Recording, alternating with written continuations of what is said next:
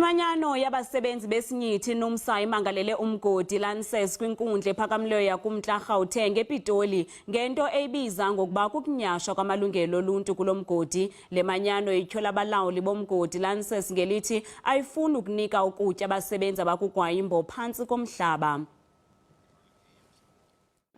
Sele kuqenqeleke phantse iveki ezintathu abasebenzi mgodini base-iLanxess Chrome bebambe ugwayimbo emathunjini omhlaba.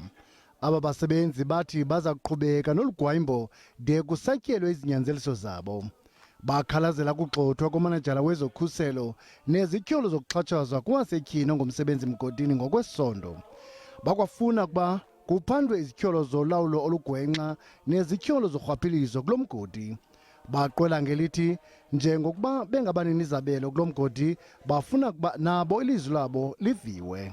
They know that they are on strike, they are not getting their salaries, but what is critical is the corruption.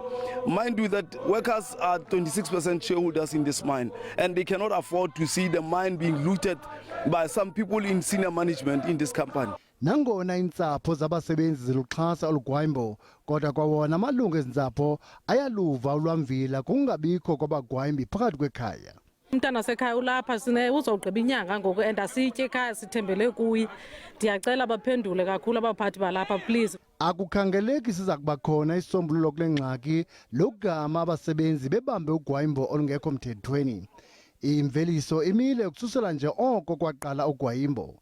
INumsa iselo mgodi kwinkundla zamatyala ngelithi ifuna abasebenzi abakugwayimbo banikwe ukutya logama bekugwayimbo emathunjini omhlaba.